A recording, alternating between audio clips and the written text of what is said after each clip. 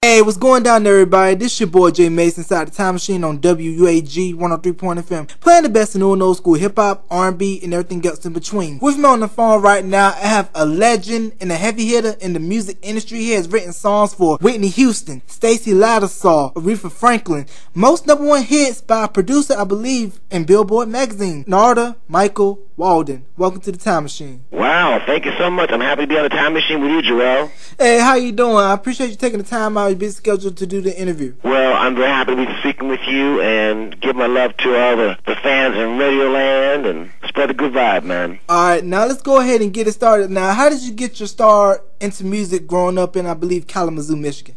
Kalamazoo, Michigan is my home, and I come from a very musical family, and they were always playing all kinds of music on records and radios, and I was exposed to good music as an early child, and I always wanted to play drums and beat on pots and pans and boxes and pie tins.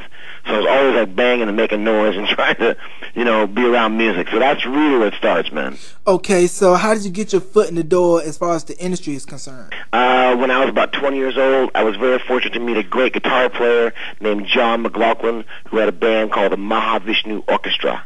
And I met him, and I fell in love with that music, and about a year later I was able to play drums with that band. And that was my real professional start as far as being on the scene, making a record with the Beatles, a producer in London named George Martin, and then we toured the world. I made a few albums with that band, then I started doing other albums with other people, but that was really the beginning of my professional career. Alright, so what was that like for you, being a young up-and-coming cat and just being thrown in and not knowing the nuances, the ins and outs of the industry?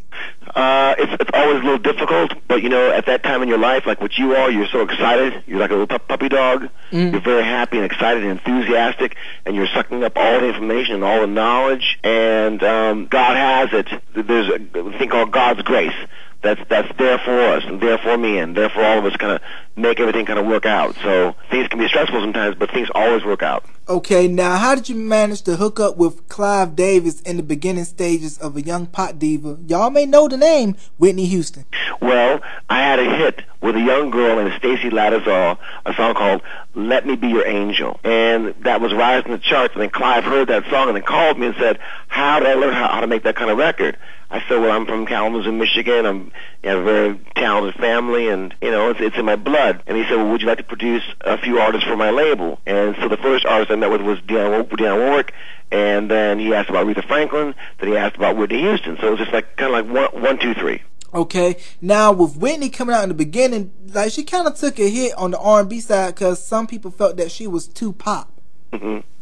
Well, my song, I only did one song on her first album called How Will I Know? And they made a real point to make friends at Black and R&B radio with her first single of You Give Good Love to Me. And then her second single was Saving All My Love for You. And then third was Greatest Love of All. And then fourth was her biggest single was How Will I Know? That was the fourth single. Okay, and that was the beginning of her still long-going career. Now let's back up for a minute. How did you manage to hook up with Stacey Lattisaw?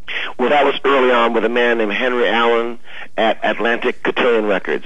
And he was one of the first cats who really inspired me and helped me out, because I was signed to Atlantic Records as a solo artist. And I had a couple hits with him. One called I Don't Want to Bet Dance with You, another one called I Should Loved You, and then based on my success for myself, I asked him, could I produce some stuff for Stacey, and he was very happy to let me try.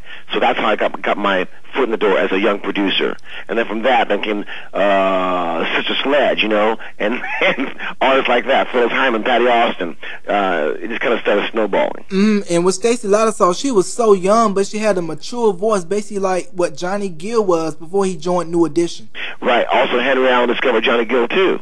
And then next thing you know, Johnny Gill flew out to California. I met him, and we did a duet album with Stacey and Johnny. Perfect combination. I think they even had like a little, puppy dog love affair going on. Yeah, Perfect Combination was the name of the song. Also, some of the other big songs, Stacey Lattisaw, Love on a Two-Way Street. Yes. And, of course, Let Me Be Your Angel, you mentioned, and Attack of the Name Game, which was sampled by Mariah Carey on Heartbreaker. That's correct, man. You've done your homework. Yeah, I got to know my stuff. Now, I believe it was in 87 or 88, you released a single called Divine Emotions under Narada. Yes, true. All right, so tell me a little bit about that. Divine Emotions, I did a record here at the studio, Tarpon Studios. It became like a big record in London, of all places, and all throughout Europe especially. So I went over and did all the TV shows and all that, but it was a great dance record. And based on that record was the American Idol judge, Randy Jackson. Wow, who played guitar for Journey and other stadium rock bands back in the day? He played bass for Journey. Bassist for Journey. Now, tell me about you working with Aretha Franklin.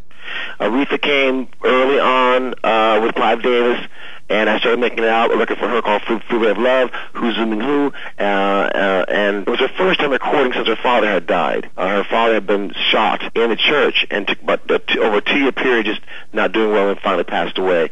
And then Aretha got strength to come back in the studio and record. So it was kind of a tender time for her, but I was very happy to get with her. And then our recordings that was her first million seller, her first platinum record.